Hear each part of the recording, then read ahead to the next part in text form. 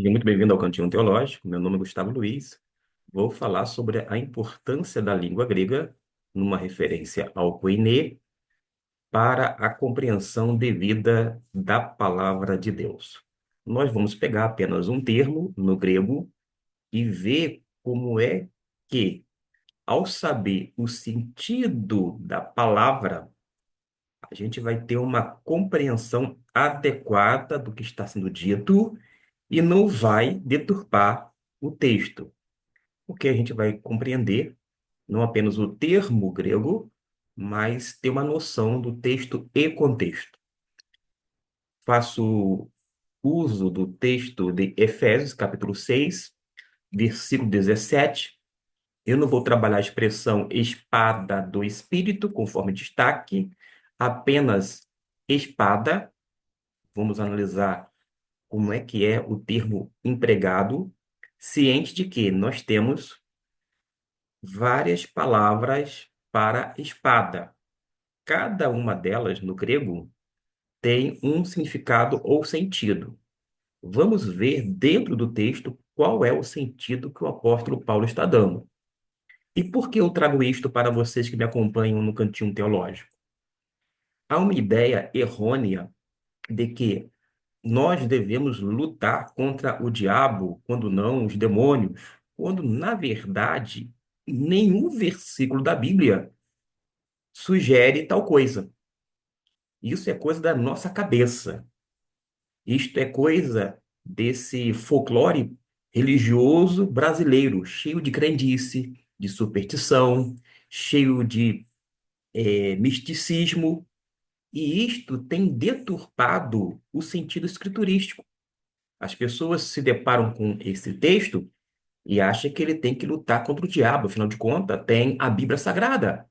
E as pessoas querem colocar, através das suas músicas, que são propaladas, colocar o diabo debaixo do pé, fazer acontecer quando não digladiar com o diabo, lutar. Para com isso. Aprenda com a Bíblia, de uma vez por todas, de que em nenhum momento nós somos exortados a lutar contra o diabo. Nós somos, sim, exortados a resistir ao diabo. Mas antes de resistir ao diabo, nós temos que se sujeitar a Deus, submeter a pessoa divina. A gente precisa, sobretudo, ser fortalecido no Senhor Jesus e na força do seu poder, de modo que todo crédito com relação quer a resistência a Satanás, quer em relação às tentações relacionadas aos pecados, a gente tem que dar crédito devido unicamente a Deus, porque nós somos fracos, mas o poder de Deus se aperfeiçoa justamente nas nossas fraquezas. E quando a gente se depara com esta expressão espada, o termo utilizado pelo apóstolo Paulo não foi que a espada do Espírito, numa alusão à palavra de Deus, fosse uma arma de ataque. Vamos atacar todas as hostes infernais. Nada disto. A gente precisa compreender a utilização desse termo. Vou apresentar o texto no grego que nos diz o seguinte, no versículo 17, vou ler a expressão, vou destacar a expressão espada do Espírito, tu pneumatus do Espírito. E temos esta palavra aqui agora destacada. Mahairan. Mahairan significa uma espada pequena. Você pode perguntar, como assim uma espada pequena? É uma espada de defesa. Seria algo semelhante à adaga, como se fosse um facão que os soldados romanos colocavam na sua cintura. E aquele objeto não era para guerrear, porque existia a espada maior para o combate, para o ataque. Mas aquela espada pequena, da onde vem esse termo aqui, indica justamente uma arma menor de defesa e não de ataque. Aí você se depara com o texto no grego e começa a assimilar corretamente. De fato, nós não temos nenhuma orientação bíblica para lutarmos contra o diabo ou contra os demônios. Pelo contrário, nós devemos ser vigilantes, devemos ser sóbrios, devemos nos fortalecer no Senhor, na força do poder dele, devemos nos submeter à vontade de Deus. Aí a gente resiste ao diabo, ele foge de nós. A gente sabe que ele quer nos tragar, mas a gente sabe que maior é quem está em nós do que está no mundo.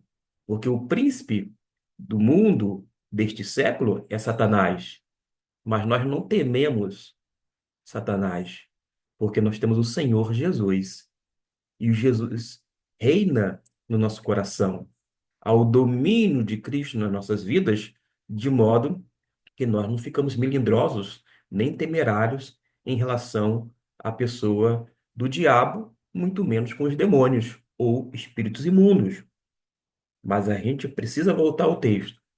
Quando o apóstolo Paulo utiliza essa palavra, eu vou colocar aqui para ver se você consegue ver em casa a descrição no seu vídeo, quer no celular, quando não na televisão, ou no notebook, ou computador. Essa palavra vem do termo mahaira, no grego koiné, que é uma faca grande. Era uma faca grande, vou dizer assim, usada para matar animais e cortar carne. Ora, não era uma faca grande no sentido, uma espada grande no intuito de guerrear. Pelo contrário, pode ser uma pequena espada para diferenciá-la de uma grande. Como eu disse, havia dentro da armadura completa do soldado romano a espada maior, grande, que visava justamente o ataque, além do que havia a lança, que também era para o combate, ou seja, o ataque. Uma raira pode ser traduzida como uma espada curva para um golpe cortante, uma espada reta para perfurar. E qual é a compreensão que nós temos quando Paulo, ao invés de empregar outros termos, indicando espada maior, né, uma espada grande, ele faz de uma forma criteriosa uma seleção desse termo, para indicar que ele tinha em mente o quê? Uma espada menor, o que eu chamei aqui algo semelhante à adaga, que era um recurso para o soldado, sim, mas de defesa, não para o ataque. De modo que quando a gente volta para o texto, dentro do contexto, a gente observa que a armadura dada por Deus, porque nos diz justamente isto, é que, portanto, tomai toda a armadura de Deus para que possais resistir no dia mal e, havendo feito tudo, ficar firmes, não é para sair atacando, digladiando, lutando, guerreando, não nesse sentido. Até porque a guerra espiritual, ela começa justamente aonde? Na nossa mente. Se você entender que a guerra espiritual começa aqui, na nossa mente, e é aqui que está alojado o espírito humano, que tem faculdades, poderes, que eu me refiro como emoções, o ato volutivo, a capacidade de julgar, de analisar, numa referência ao intelecto, todos esses três poderes do espírito do espírito humano está justamente aqui, alojado na nossa mente. E a batalha espiritual começa aqui. Se você tiver ganho já a batalha aqui, você vai ter a sua mente renovada dia após dia. Não é à toa que o próprio apóstolo Paulo, quando ele fala no capítulo 12 de Romanos, ele vai mencionar justamente isto, ou seja, que a gente precisa apresentar os nossos corpos em sacrifício vivo, santo e agradável a Deus, que é o nosso culto racional, e não se conformar com este mundo. A ideia de não ter não utilizar a forma deste mundo. Mal comparando, quando a sua mamãe faz, faz um bolo saboroso, gostoso, ela utiliza às vezes uma forma, né? Eu não estou me referindo ao tabuleiro, mas a forma, porque a forma faz com que o bolo ganhe uma forma, correto?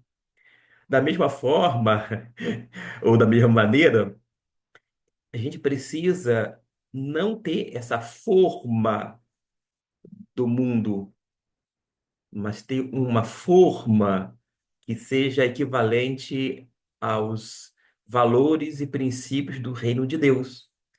E quando nós somos formatados dentro desses valores reais, nós somos transformados pela renovação do nosso entendimento, é da nossa mente.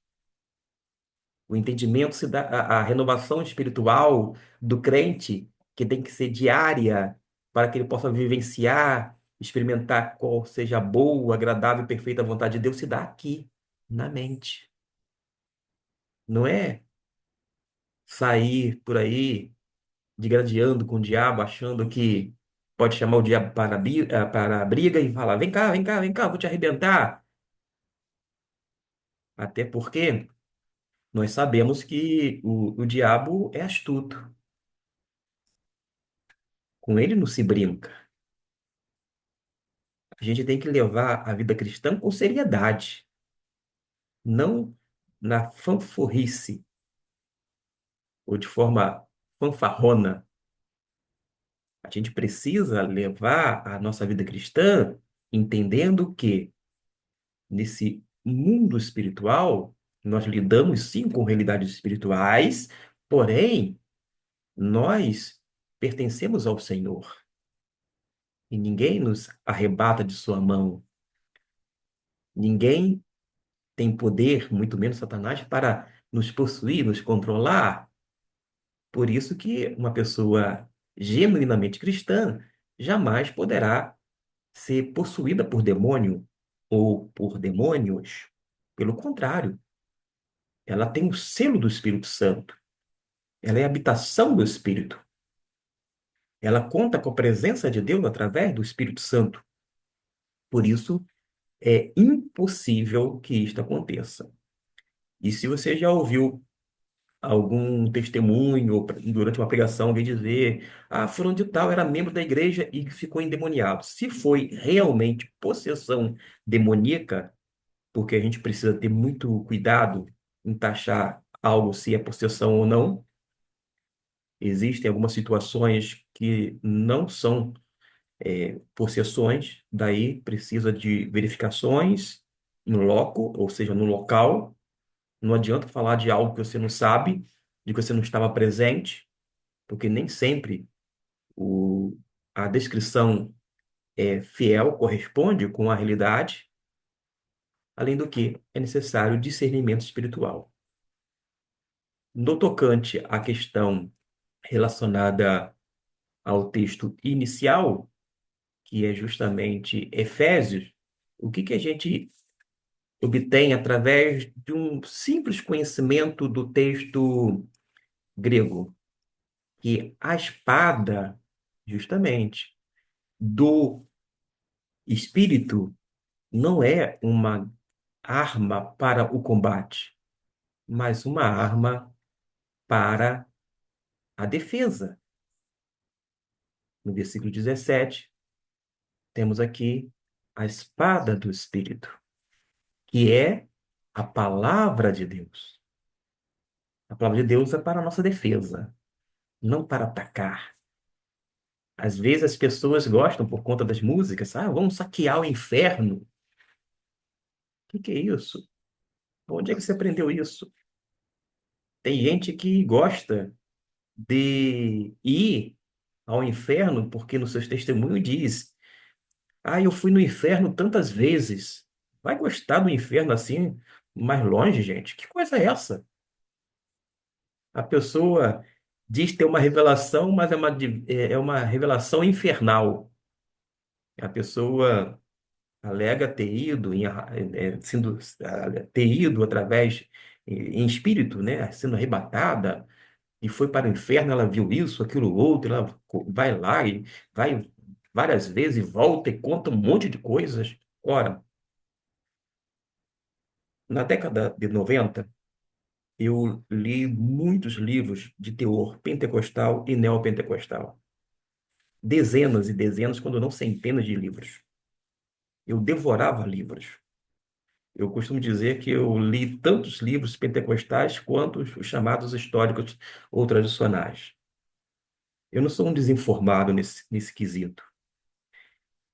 E eu ficava pasmo, boquiaberto mesmo, diante de pessoas que tinham algumas revelações e elas diziam nos seus testemunhos que foram tantas vezes ao inferno. E cada vez que ela vinha, ela acabava criando uma doutrina, isto é, um ensino para ser aplicado ali diante daquele quadro visto no inferno, conforme aquele testemunho.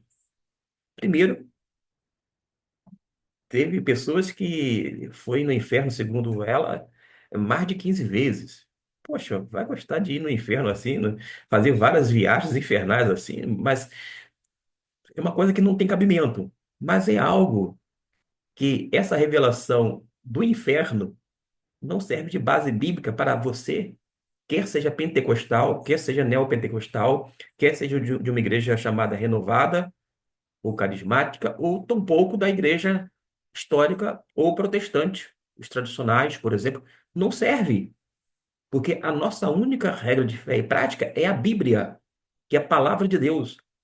É esta espada do Espírito que é a nossa única regra de fé e conduta. De modo que as pessoas ficam assim admiradas com o teor das revelações do inferno.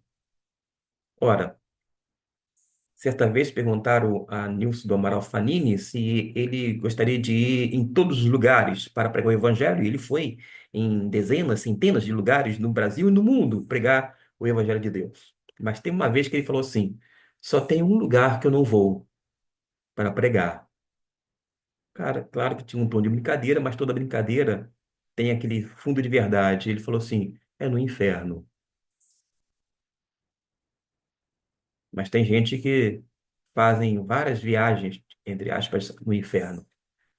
Volta supostamente do inferno, começa a falar, dar testemunho, criar doutrinas, ganhar dinheiros com vendas de CDs, com visualizações na internet, e um monte de gente segue estas revelações infernais.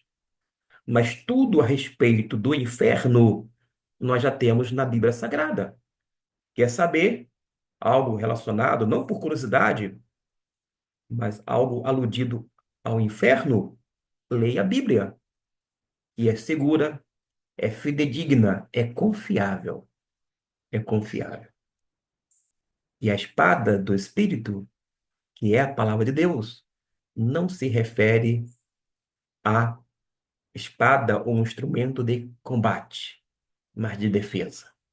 Da mesma forma que tem à nossa disposição o escudo da fé para apagar todos os dardos inflamados do maligno. Fiquemos com essas palavras. Que Deus possa lhe abençoar. Pastor, eu tenho uma dúvida. Pastor, eu tenho uma pergunta a fazer. Deixe no comentário. E no tempo hábil eu vou responder. Quando não, fazer um vídeo para esclarecer algumas coisas da palavra de Deus. Deus abençoe e até o nosso próximo vídeo.